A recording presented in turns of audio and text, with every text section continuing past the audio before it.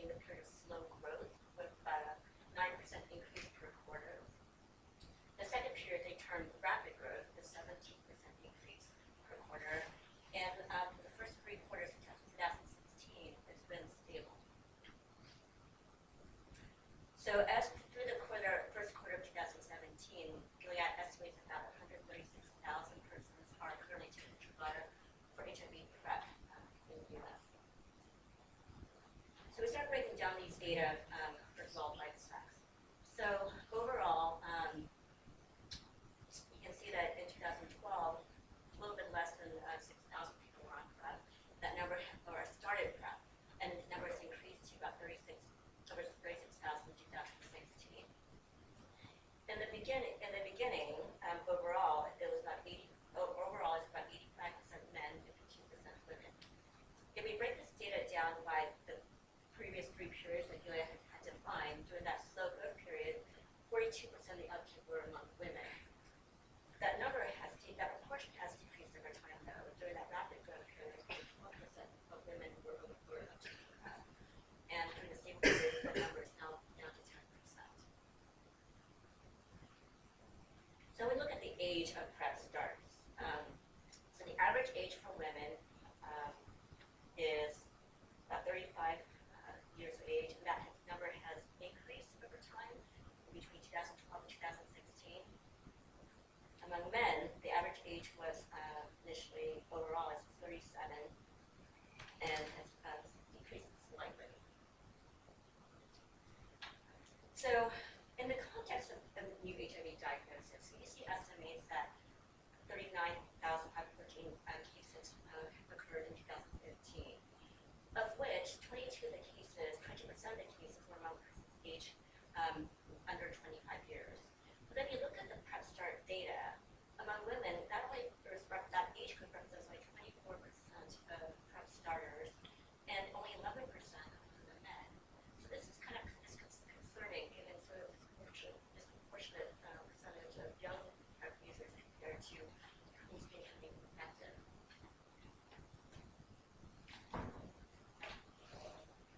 So then we look at sort of PrEP use by race and ethnicity.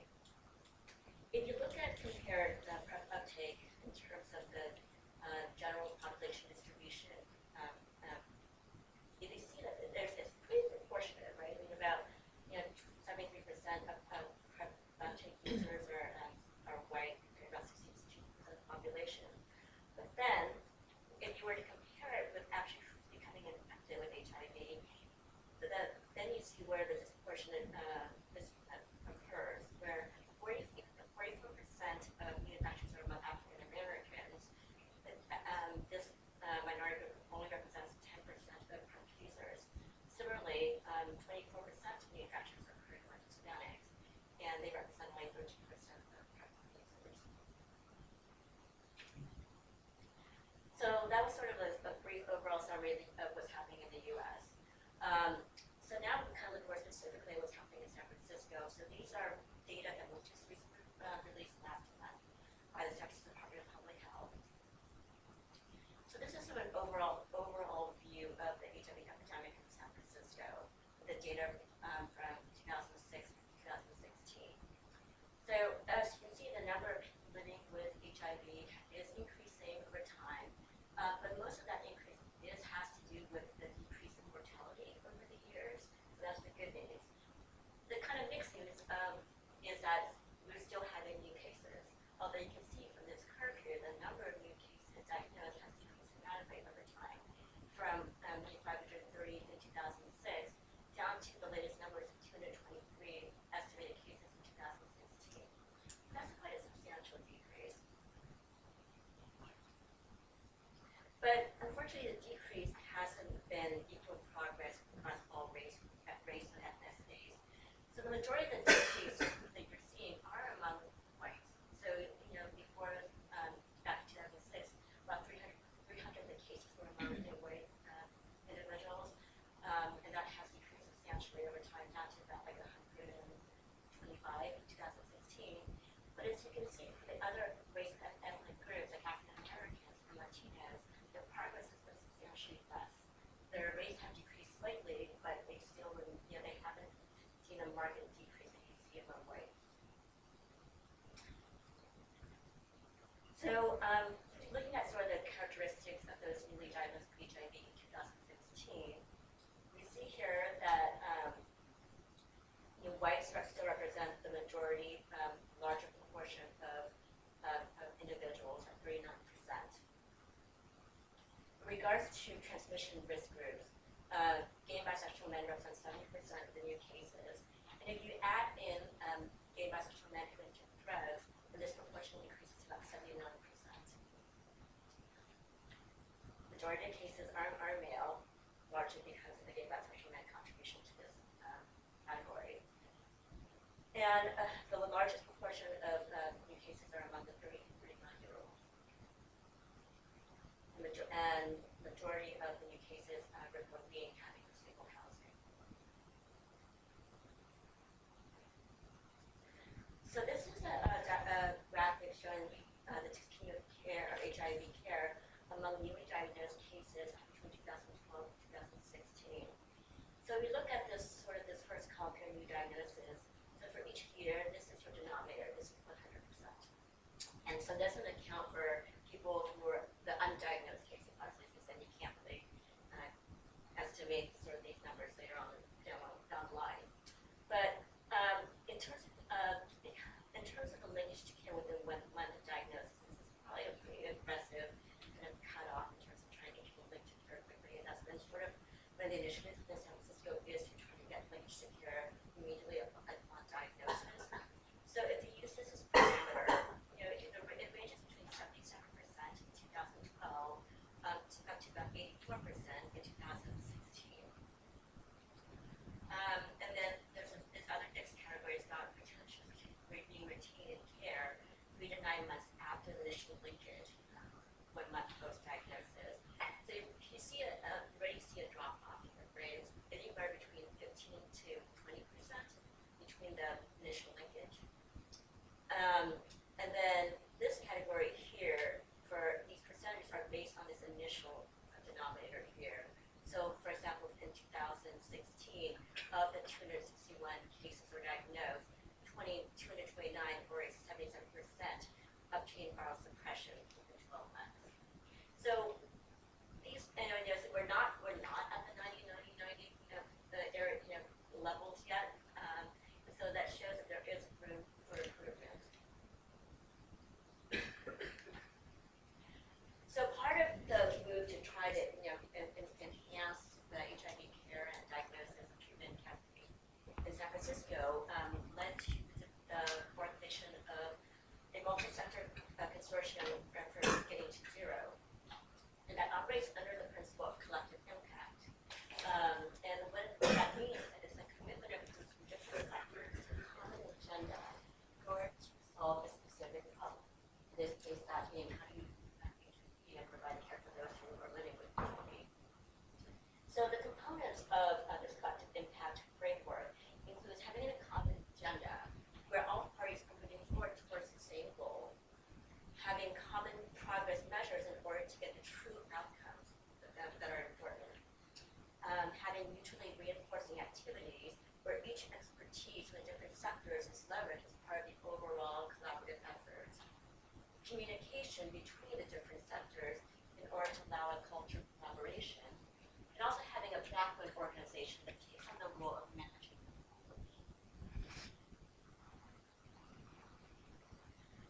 So the Getting to Zero Consortium identified these strategic priorities that they wanted to implement for San Francisco. And it's based on sort of 4 overarching pillars. The first one being citywide coordinated PrEP program, having rapid ART start with treatment hubs, linkage, engagement, and retention of care for persons living with HIV, and reducing HIV stigma.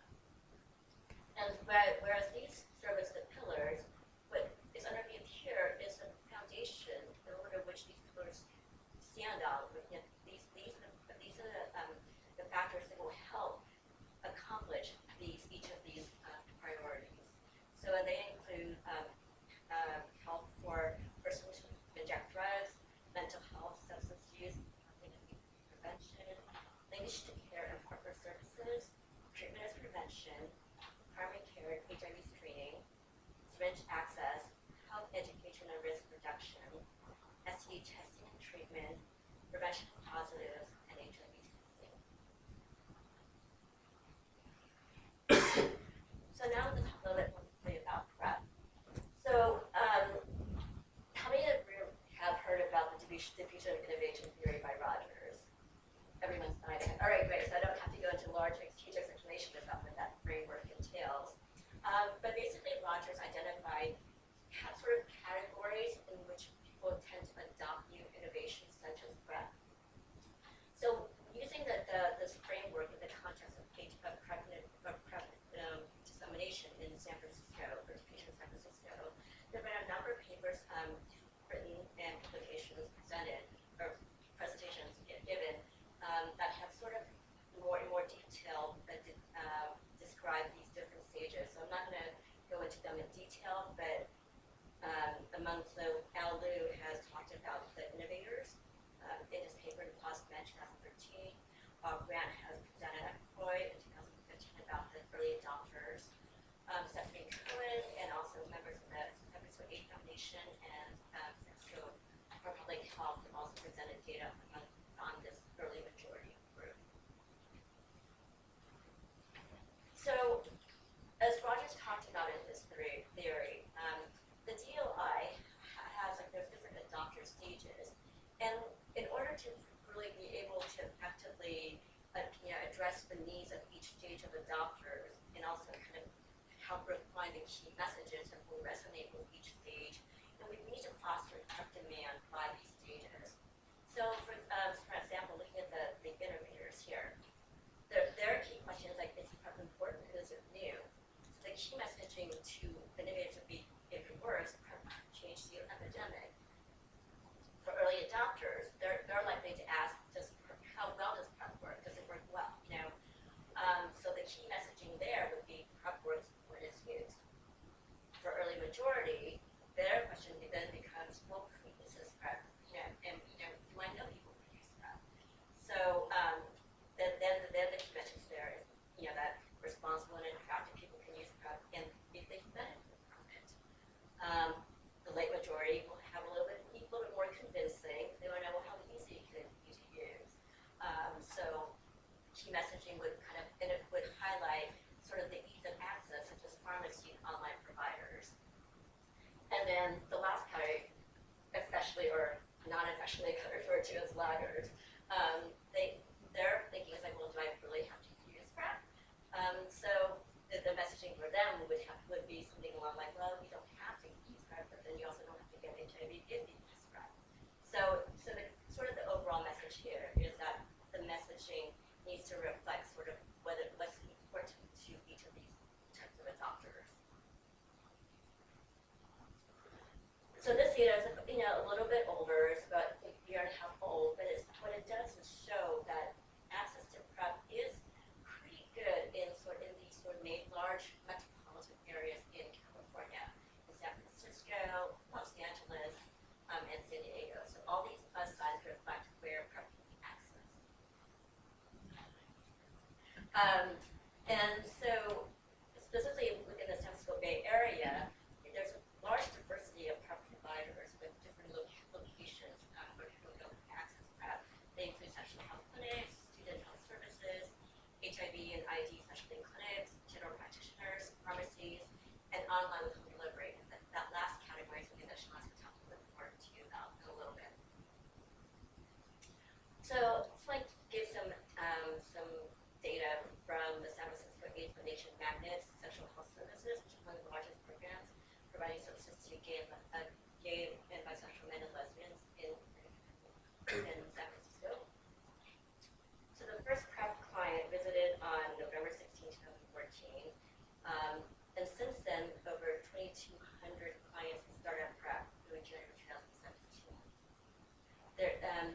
Magnet does not charge for clinical or laboratory services, and the funding for these services are provided mainly by 340B revenues, which includes drugs discounts. The services are directed by and staffed by nurses. Both PrEP and PEP are provided for same-day start. Point-of-care creatinine and HIV provided, both the staff as well as the clients are racially and ethnically diverse. And as of now, there's been no seroconversions reported among the PrEP clients like that. So this is data that Bob presented back in 2015, looking at PrEP use in 2014. So these are different data sources here. This is a street survey that's conducted by South-AIDS in San Francisco. This is a national HIV surveillance program that is headed by the CDC. And this is the San Francisco City Clinic, which is a municipal STD clinic in San Francisco. So you can see that if you look at sort of the highest risk group, the way it's defined as contactless anal intercourse partners for the last 6 months, within this category here, there's differences depending on where the data sources come from in terms of ever, and also the variable here is different depending on which survey you're using. For the Stop-AIDS Free survey, the question was, have you ever been on PrEP? So the numbers here are much higher. If you're not supposed to have tried it, it may not have been discontinued. Whereas NHBS asks about percent on PrEP in the last 12 months, and the city clinic asked about current use. But overall, by kind of summarizing and extrapolating from these data, back in 2014, it was estimated that there were about 5,000 people on PrEP. So what does it look like now? So you can see there's been quite an increase in PrEP use, from estimated about 4,700 on PrEP in 2013 from these data sources out here. And the current estimate for 2016 is about 12,500. So that's about almost a threefold increase in terms of PrEP users. What's interesting about this data here is that, for instance, look at African American. So the scale here is percent eligible on PrEP. And eligibility, once again, is sort of defined as being, engaging in risk behavior that makes one a better candidate for PrEP. So such as college intercourse, having multiple partners. So if you look at African Americans as an example, in 2016, only 30% of those who define themselves or will be defined as eligible for being on PrEP were on PrEP. So there's room for improvement in these sort of higher risk groups. So kind of revisiting this incidence or the newly diagnosed cases that we saw before with the decrease we observed between 2003 and 2016. So I wanted to highlight some of the innovation or technologies that have been implemented over this course of time and maybe contributing to the decrease in new cases that have been observed. So 2004, routine HIV testing was implemented in San Francisco. And if you look between 2004 data to 2005, you see that's a pretty big decrease there. HIV RNA testing was piloted during this interim period between 2004 and 2006, but it didn't become routine until 2007.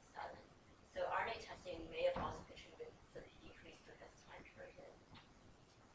In March of 2010, the San Francisco Public Health Department decided that they were going to start recommending ART on diagnosis for everyone who's diagnosed. And so this recommendation preceded the national recommendation, which was going to take place until 2012.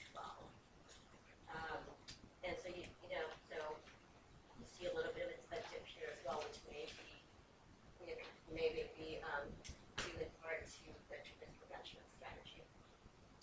And then PrEP became more commonplace starting 2013. And from 2013 to 2016, we do see yet another substantial decrease over time. So just kind of provide a little more context for that, this decrease is more recent, it's decreased in the last 4 or 5 years. In 2012, there were 400 estimated PrEP users. The number increased to 4,700 in 2014 and 12,500 in 2016. If you look at viral suppression during the same time frame, you see that viral suppression has remained fairly constant. So it's likely that the decreases observed in terms of new cases are likely to be a combination of different strategies for HIV prevention. So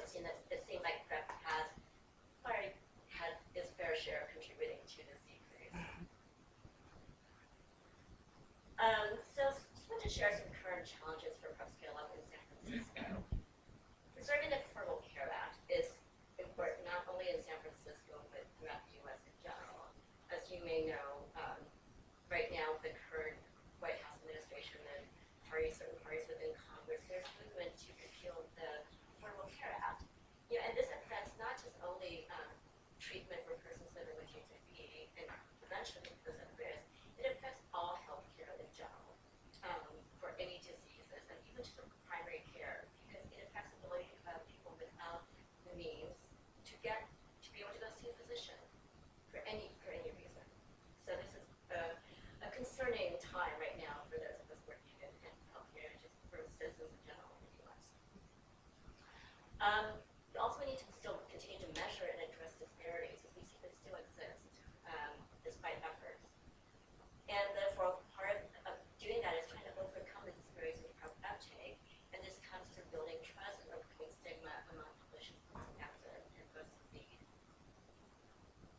We also need to sort of break through the PrEP ceiling, because right now what we're seeing is that no more than 60 to 70% uptake among the very highest risk groups, those who really could benefit from PrEP. And also, right now discussions are ongoing about implementing intermittent PrEP, because that may be the option that works best for a lot of individuals rather than using a daily PrEP regimen. So here's some lessons we've learned about PrEP, Dissemination San Francisco, is that we need to measure your burden epidemic, use a collective impact framework, foster demand with less stigma, measure and address disparities, make access easy with diversity of PrEP providers, and integrate PrEP with sexual health care. So we'll provide, I was listing this with sort of the caveat that San Francisco is often has a reputation of being sort of an exceptionalism in some ways, sort of like our own kind of epidemiological laboratory, and that could be a plus or minus. But what I think from what we've observed over the years is that, yes, sometimes things happen in San Francisco first, but unlike that slogan that's very commonly used in the US, like what happens in Vegas stays in Vegas, what happens in San Francisco doesn't stay in San Francisco. But what we tend to see is that San Francisco happens ahead of the curve, and then within the several years, we start observing the same trends in other cities in the US as well as around the world. Well, first, I'd like to echo what Hung Ha said about just thank you for the warm and collegial response that we've gotten this week. Lots of very busy people made time to sit with us, talk to us, listen to us, share with us, and I just really feel that we had a remarkable opportunity to deepen this special affinity that I feel sort of between our two centers, and that's amazing. So thank you, UNSW, thank you everyone here, and I won't go on and on about that. It's very hard to follow Hung Ha because she has great visuals and all I have are stories. So I have a lot of text on my slides, which is terrible. But I'm going to talk today, as Martin said, about a very sort of specific endeavor that Kim Kester and I are working together on. A lot of you know Kim or know her work. And so we have a pilot study going. We're actually still collecting data, so these are very preliminary results. And I think actually the first time we've ever shared them outside of our research partnership. So lucky you. Let's see if I can master the clicker. Great. So that's what I'm going to be talking about today. I'll just give you a general idea of where the study came from and what we've been able to do so far and how, before going into these somewhat mechanistic findings that we have right now, and I'm going to try to structure my walk through these to mirror kind of that PrEP care cascade idea. And then just really all we can do at this point is raise points for future consideration as we move forward with this work with our online PrEP delivery service partners. So Hung Ha did a lovely job of setting me up, and I don't even have to spend any time really on this slide. But it bears noting that the research project that I'm going to talk about was born out of this intersection of enthusiasm and cautious excitement about what PrEP could do in terms of being a new prevention strategy, and a recognition that we have long-standing and persistent disparities in HIV diagnoses by race and ethnicity in the US. These data are actually, what did you tell me this? Yeah, there we go. These data are actually from the same conference presentation that Hung Ha put up from the Gilead folks. And you see, again, just the disparities, both with respect to HIV diagnosis as compared to population proportion by the three sort of main ethnic racial groups in the States, and then just how the PrEP prescriptions are not tracking with that. So really all I need to say here is that important in conceptualizing this study was the recognition that, according to the CDC, young men of color who have sex with other men, whether they identify as gay, bisexual, or something else, they really are disproportionately affected by HIV, and we absolutely have to find something to do to fix that. That being said, though, even with the excitement around PrEP, we realize PrEP is not a frictionless technology. There are well-documented barriers to its uptake. And here I've just thrown a bunch of the most referenced ones up on the slide. And I think that when we are thinking about disparities, it's easy to see that some of these apply more to certain groups than others, and some of them really can apply to anyone who's at risk for HIV. But our general idea was if young men of color who have sex with other men are subject to these, it's rational to suppose that in the context of our US healthcare system, which maybe I should explain a little bit, since it's, there's sort of a state-by-state aspect to this and to the Affordable Care Act. Even with the Affordable Care Act, there are US states that have chosen not to expand their public insurance programs. Now, maybe I'm telling you guys something that you all already know, but that means it can be very different to be a person trying to obtain health insurance in Florida versus in California, for example. So especially for low-income people, access concerns at all are very relevant. They may not have access to health care at all. And even if they do, then there's the question of what does insurance cover and at what level? And even if they do have coverage, then you have a young person going in potentially to a healthcare facility with the fear of being mistreated as a result of lots of overlapping identities, whether that's as a person who does not identify as heterosexual, or is not cisgendered, or is not white. All of these things contribute to anticipatory stigma that could keep someone out of a healthcare facility and therefore unable to access PrEP.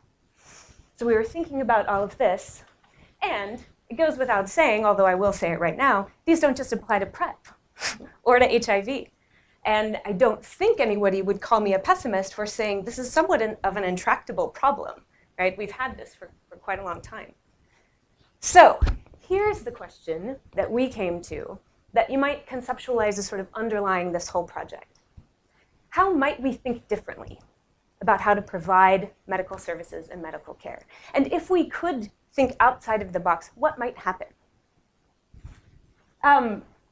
So Kim, through her personal networks, which include Bob Grant and everyone else at CAPS, became aware of Nurex.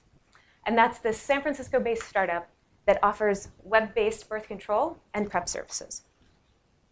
So what about Nurex? I'll give you just a little bit on them. They were launched in December of 2015, and that was for providing birth control services to women in California.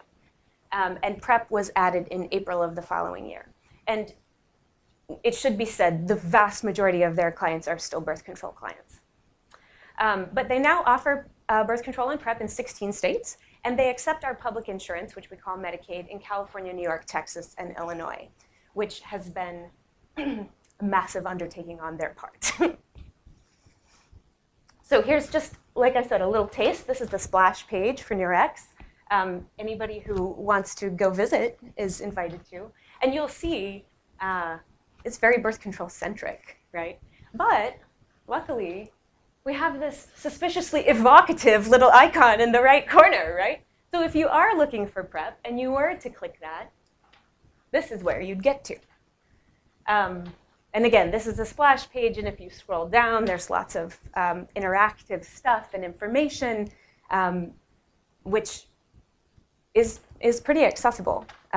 Lots of information just about PrEP. What is it? How does it work? How do you get it through Nurex? All kinds of frequently asked questions and things like that. So how does it work? Interested users, potential users, can log in, create a profile. They complete a questionnaire, And they upload their insurance information and an ID. Now, they usually do that by taking a picture with their smartphone. So it's a very easy process if you have a smartphone. So then they're counseled as necessary. Lots of people have questions at that point, and there is a messaging platform that seems like text messaging that they use to communicate with the Nurex medical providers. And then lab orders are sort of delivered electronically to a network of labs that's nationwide that Nurex works with. And the user can visit a lab. Frequently, you can make an appointment at the lab closest to you online. They have an online system, or you can just show up. So either way, that's fine. And the user gets to decide which lab they visit, whether they want to be seen where it's close to where they live, close to where they work, close to neither, whatever works. They go in, they have the requisite blood work done, and then the results are transmitted electronically back to Nurex. The provider reviews them, writes the prescription if everything is okay, and the Truvada is delivered via a private courier called FedEx to the address provided by the user.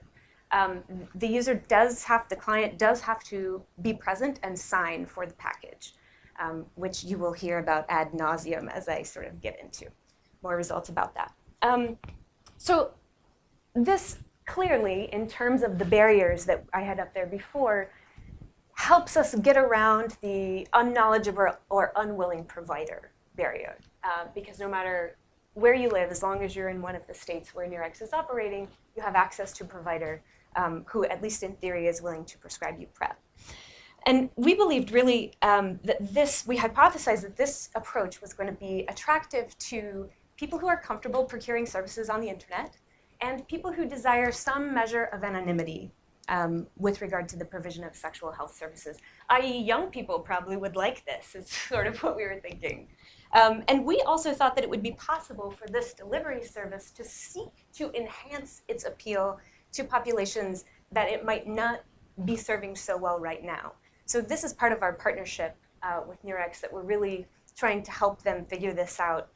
And one thing I will just say is, if you don't want to have to deal with revising your clinical trial protocol, just go ahead and work with a startup, because there's no protocol to revise. The minute you tell them something, they're on it. It's a very different way of doing research, and it requires something different of us as researchers, which has also been interesting.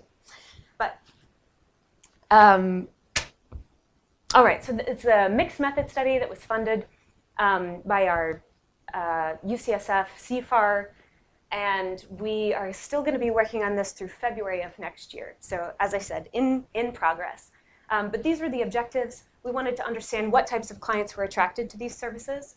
We wanted to understand how acceptable are these services. Do people sort of try it and then drop it? Or do they love it? Here's the spoiler, they love it. We wanted to identify opportunities for refinement and tailoring of services. And then this last objective was added just this spring. We decided to sort of leverage this huge number of birth control clients that they had, female birth control clients, who have never requested PrEP, and try to figure out, do you know about this? What are you thinking about it? So that's something that we are actively doing right now. How are we going to do this? Well, today I'm going to talk to you really only about the interviews with the California-based PrEP requesters, because that's where we've gotten to on our data analysis. But we're also going to observe interactions between providers and clients. And these tend to happen online, so it's an interesting sort of virtual ethnography that we have going on. We're also going to do chart review. And then, like I said, we're going to do a series of interviews with slightly different samples. We are still recruiting for the PrEP requesters from non-California other states. And I think we are about to wrap our birth control clients' data collection as we speak. So let's just talk about what did we find. So again, here I'm going to be talking about in-depth interviews with 22 male PrEP requesters from California. We did interview 2 women who'd requested PrEP, but for obvious reasons, we're going to sort of hold them out to a different analysis. These are telephone interviews, and a variable duration. People actually had quite a lot to say. I would say the average duration was more around an hour and 15 or an hour and 20 minutes. We were purposively sampling because we wanted racial and ethnic diversity, and we wanted young men, basically. So you could see 18 of the 22 participants were age 30 or younger. We did interview someone who was 65 because why not? That different experience was so interesting to learn about. And although we did not end up having to purposively sample and hold off on interviewing certain people based on wanting to have diversity, we just got diversity. So 6 Latino, and these are all self-identifications, by the way, race and ethnicity, sexual identity, all of this is reported by our interviewees. So 6 Latino, 5 white, 3 Asian, 2 African American, and 6 people reported either multiple ethnicities or just being of mixed race. In terms of sexual identity, the vast majority identified as gay, 2 men identified as bisexual, and 1 person identified as sexually ambiguous. This was a pretty highly educated sample with 4 people who had graduate degrees, and nobody had completed high school and then just stopped. So we have people with associate's degrees, college degrees, and all the way on up. All but 1 interviewee were insured.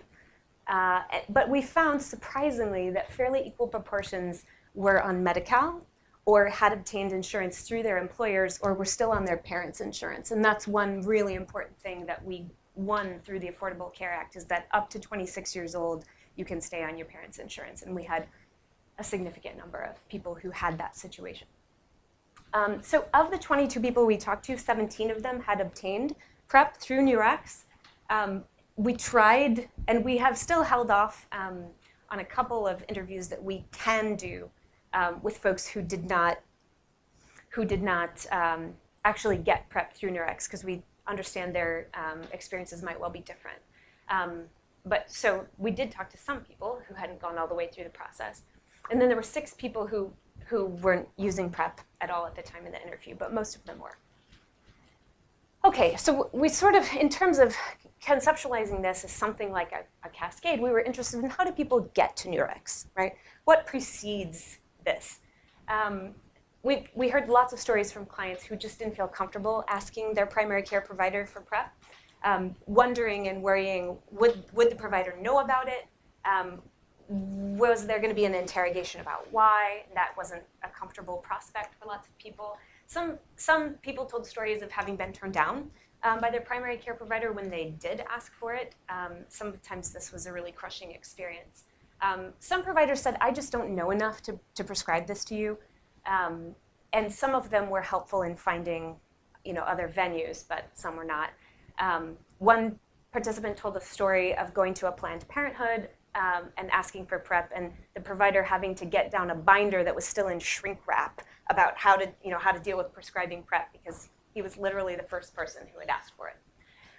But not all of these PrEP users were new users. Some had used PrEP in the past and were just switching to Nurex because they figured it was convenient, or often if they had moved and were in between providers, they would do that. We found that Facebook ads and simply searching for PrEP access on Google were the major ways that people found out about Nurex.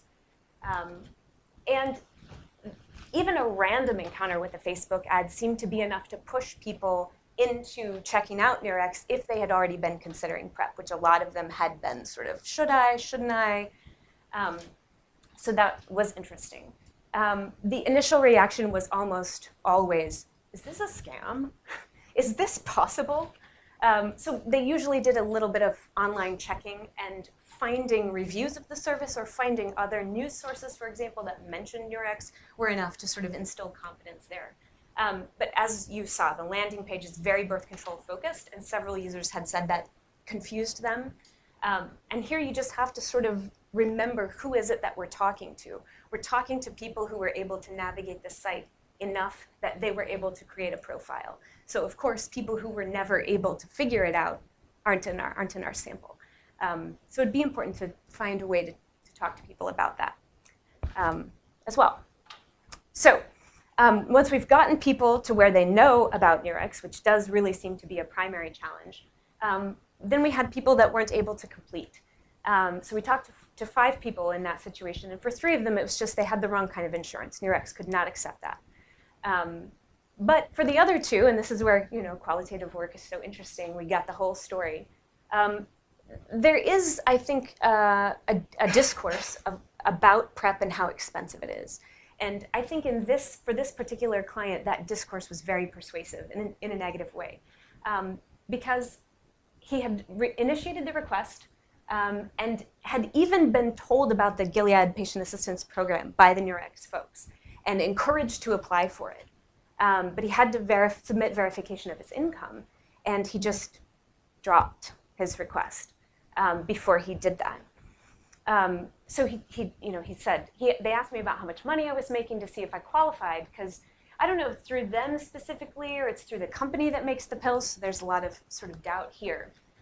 They offer a program for low income, but I kind of figured I wasn't going to be able to qualify. You figured, or they told you that? Oh, I assumed. So I just completely stopped everything and started not to return their calls or emails or anything. And this is indicating, and that is true, that Nurex had reached out to this person several times to see if they wanted to go forward with the request, to encourage them to apply for the patient assistance program. But this idea that PrEP is expensive and I wouldn't qualify for help seemed to dissuade the request. So the other person that we have that desisted was really one of these multi-layered cases of complex decision-making. So we had a young person who was on his parents' insurance, and when we asked, did you have any concerns about accessing PrEP through Nurex, what he was primarily concerned about was the charges appearing on his parents' insurance, and so they would know he was taking PrEP. And that was going to be a no-go for him. So when we pushed a little bit and probed and sort of figured out, but you went ahead with the request anyway, what happened? And he said, oh, I was just too lazy to go to the lab. Now, this is something that we had thought was going to be the breaking point. This is where we were going to have a major drop-off, when people have to go in the real world and do something, right? He talked about how convenient the lab was to his workplace. It's like 10 minutes walk away. He didn't go. And he said, requiring him to go to the lab made the difference between having the prescription at his house and having the STI self-testing kit that they send. Nurex sends this so that you can take it to the lab and have throat and rectal swabs done also at the lab for STIs. So he had this kit at his house and just sat there. And he didn't go to the lab. And he said if he hadn't had to go to the lab, he probably would have had the pills just sitting there, maybe not even taking them. So, of course, more probing followed. Why would you not take them? So he talked about, well, I'm not really at risk for HIV because I don't even like penetrative sex. I just had this one encounter. It turned out that my partner was positive, undetectable. And that had prompted a level of worry for him that led him to Nurex. But he was no longer with that partner and had really decided, oh, it's just not for me. I'm an oral guy. That's what he told me. But he remarked that if he had a partner who had different preferences, then he would be open to taking PrEP because of that. So there was all of this imagining of potential sexual futures that PrEP was sort of facilitating for him. So he also learned about the patient assistance program from Nurex, but he knew it was limited. There was a limited amount of money that was going to be there to support him taking PrEP. And he very much thought there might be a case in the future in which I need it more than I need it right now. So, he said, if I was taking PrEP, it'd be for whatever the assistance program would cover. So that's also why I postponed it, because I was waiting until I would absolutely need it. So the more we sort of got in there and peeled these layers back, you really see that there isn't one factor that's determining this, despite his assertion that it was just because he was too lazy to go to the lab. So we thought that was interesting. Wanted to share that sort of in depth with you. So the other, another drop-off that we had talked about was, why would you discontinue this? Everyone had these glowing reviews of the service that they got from Nurex. So why would you stop taking this? We had one interviewee that had a problem taking the pill every day, and he did discontinue PrEP. There were people who speculated that if they stopped being sexually active or started engaging in practices that wouldn't expose them to HIV, maybe they would stop. One person who said, gosh, if we can't fix this FedEx package pickup thing, I'm not going to be able to do this because it's not convenient. And that's the whole point of Nurex, make it easy. And we had a couple of people who had switched insurances, and whereas PrEP had been free before, then they had a copayment of $20. And depending on your economic situation, that can be enough to dissuade people who have sort of low motivation for taking PrEP to begin with. But the take-home message here is really most people had not even contemplated discontinuation of services. They were very happy with what they were getting. So I know that I am really just out of time. And I guess what I would like to end with, maybe, is this sort of going back to this question about, can Nurex be a workaround that helps us address disparities? And so I've put these back up here. Obviously, Nurex doesn't do anything about perceived need for PrEP. If you don't think you need PrEP, then you're not going to seek out this service. In terms of health concerns about potential side effects and effectiveness, there's a lot of information on the website, and people told stories about chatting back and forth with providers about their specific PrEP-related questions. So maybe. Adherence, we asked people if they had problems with adherence. Most of them said they didn't. We also asked them, would you like Nurex to build in a text reminder for you, for your pill? And actually a lot of them said no. I don't want to outsource that. I want to be responsible for that. But maybe if you make it an opt-out basis, then maybe it'll be okay. So they didn't really expect adherence support from Nurex, which we thought was interesting. Insurance coverage, there were people who were worried about how much they would end up paying. And really, with this volatile state of the insurance market and the healthcare system in general in the States, those worries are going to persist. Nurex can't do anything about that right now. In terms of medical mistrust, there was an interesting dynamic that went on that involved the construction of sort of a millennial subjectivity about being more comfortable having these kinds of conversations not in a face-to-face environment and doing everything in your life actually online. So that existed side by side with a sense that they were being personally cared for by the providers via the kinds of messaging that were going on and the kinds of information that was being provided, the language that was used. So there were those two things that were going on simultaneously. And so there are things that you can do in an online environment to build trust, and that obviously deserves a lot more analysis, which I promise you will do. Clearly, the biggest barrier that Nurex helps people circumnavigate is providers who are unaware or unwilling to prescribe. And then some of these last barriers that are specifically related to particular groups. I do have to say someone declined to do our interview because his English was not sufficient to do an interview, but he was using Nurex to get PrEP in English. So I don't know how he was doing that. Obviously, he declined the interview, but that seems possible. And then stigma and discrimination. Some of the guys talked about how they felt Nurex was a specialized provider that really knew what gay men wanted. And so it's interesting to think about who are gay men? What is it that our interviewees think gay men want? How is Nurex reading this and spitting it back out at them? There's a lot of communication, I think, still to be dug into there. So I'll end there because I'm way over. Thank you so much.